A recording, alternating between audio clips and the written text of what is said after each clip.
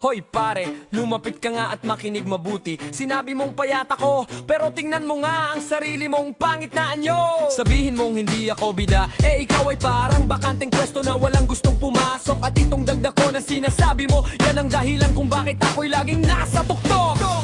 Ikaw ay parang manok na walang karne, puro boses lang pero walang laman. Ako naman ay lechon na puno ng lasa, kahit sino ay bibigyan. Sinabi mong hindi ako kaya, ikaw ay mangga na hilaw, mapait at hindi pa hanga. Okay ka naman ate, pero balik tayo sa sinasabi mo.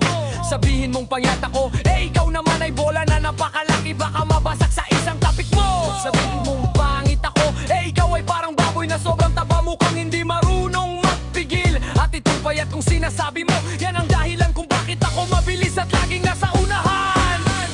Ikaw ay parang kakanin na sobrang tamis, nakakasawa at hindi nakakatulog. Ako naman ay kape na tamalasan, nagbibigay sigla at talino.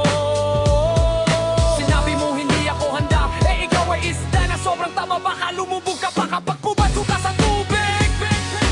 Uy, hindi ka ba nahihiya sa mga sinasabi mo?